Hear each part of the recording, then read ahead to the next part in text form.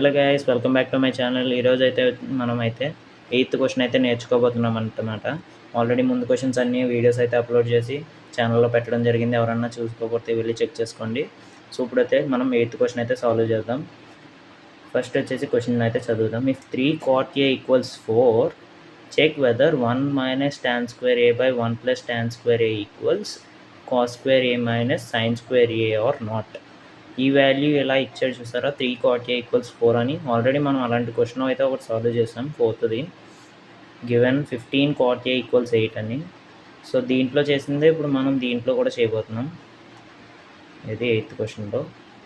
ఈ 3ని ఇటు సైడ్కి ట్రాన్స్పోజ్ చేసుకుంటే డివిజన్లో అవుతుంది. సో డివిజన్ అయితే మనకి cot A వాల్యూ అనేది అయితే రేషియో అయితే మనకు వస్తుంది. అప్పుడు మనం ఫార్ములా పెట్టుకుని మిగతా వాల్యూస్ని అయితే ఫైండ్ చేయాలన్నమాట. సో సాల్వ్ చేద్దాం అయితే.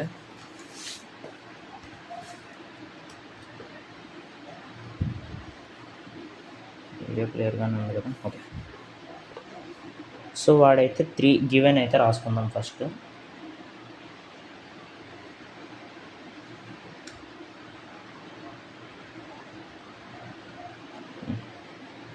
Three cot A = 4, cot A = 4/3.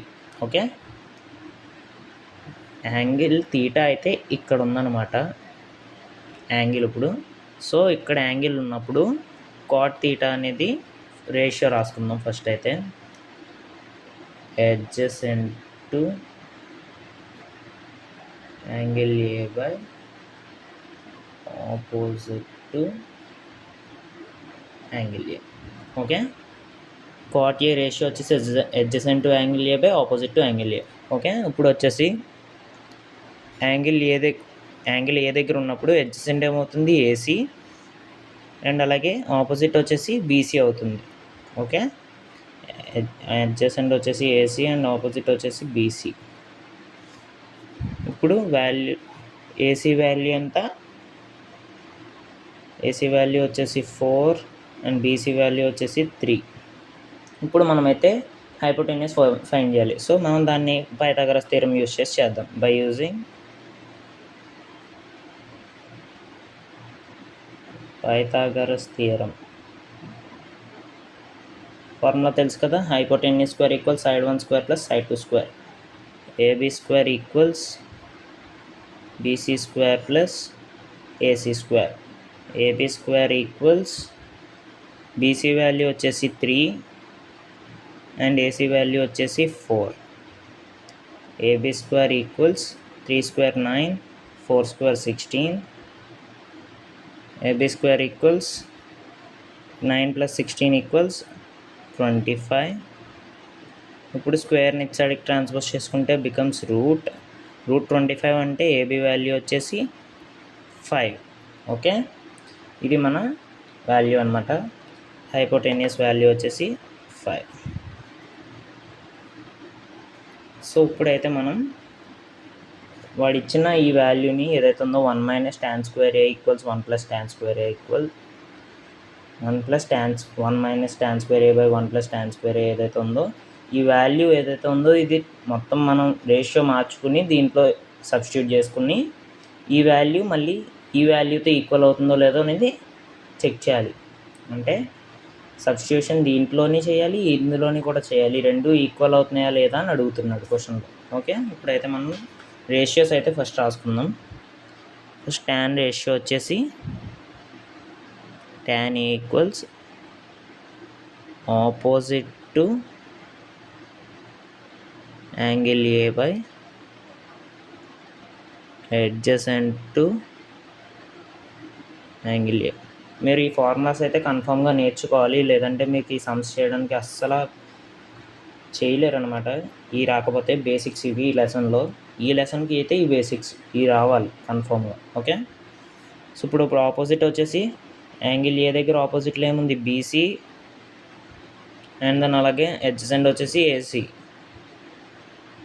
BC value వచ్చేసి 3 అండ్ AC వాల్యూ వచ్చేసి 4. ఇప్పుడు మనం 3/4 ఏదైతే వచ్చిందో వాల్యూ, దీన్ని ఈ ఫార్ములాలో ఈ ఈక్వేషన్ ఏదైతే ఉందో దీంట్లో సబ్స్టిట్యూట్ చేయాలన్నమాట. నెక్స్ట్ పేజ్లో సాల్వ్ చేద్దాం.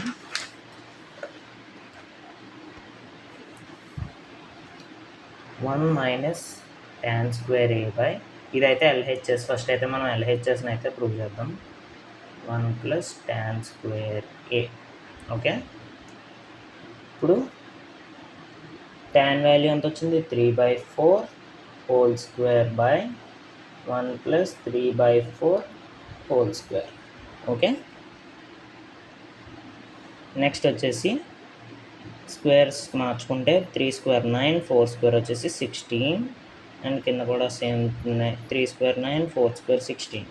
ఇప్పుడు క్రాస్ మల్టిప్లికేషన్ చేసుకుంటే 16 మైనస్ 9, అండ్ ఇందులో 16 ప్లస్ 9 వచ్చింది. ఓకే, ఇప్పుడు దీంట్లో 16 నుంచి 9 తీసేస్తే 7. ముందైతే ఈ డినామినేటర్స్ అన్ని ఈక్వల్గా ఉన్నాయి కాబట్టి 16 క్యాన్సిల్ అయిపోతాయి అన్నమాట. సో ఇప్పుడు ఇది సేమ్ రాసుకుందాం. నెక్స్ట్ స్టెప్లో మైనస్ చేద్దాం. 16 మైనస్ 9 అంటే 7, 16 ప్లస్ 9 అంటే 25.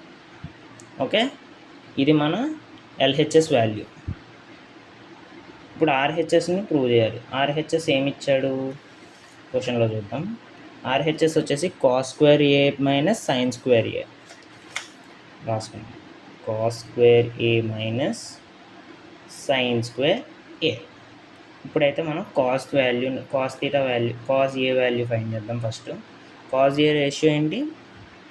కాస్ ఏ రేషియో వచ్చేసి adjacent to angle A by hypotenuse. ఇప్పుడు ఈ డయాగ్రామ్లో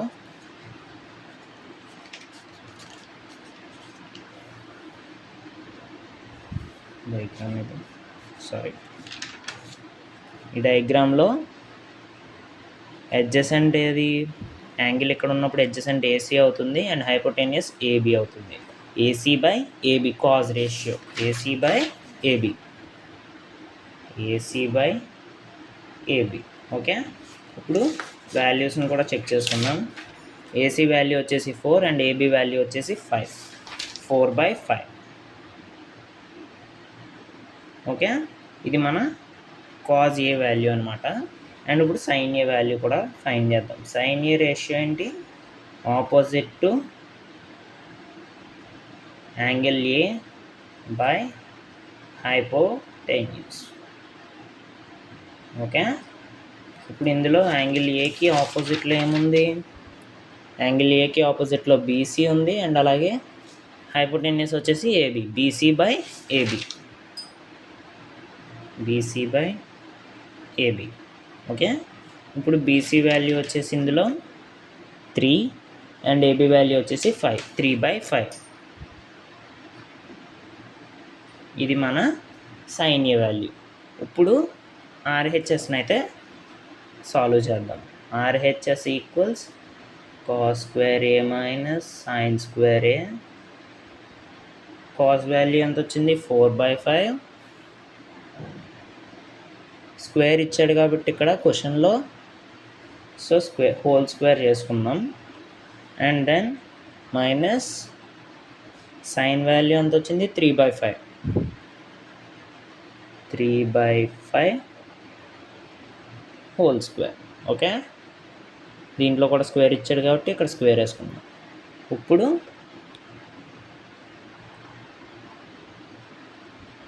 4 స్క్వేర్ వచ్చేసి 16 అండ్ 5 స్క్వేర్ వచ్చేసి 25, మైనస్ 3 స్క్వేర్ వచ్చేసి 9 అండ్ 5 స్క్వేర్ వచ్చేసి 25.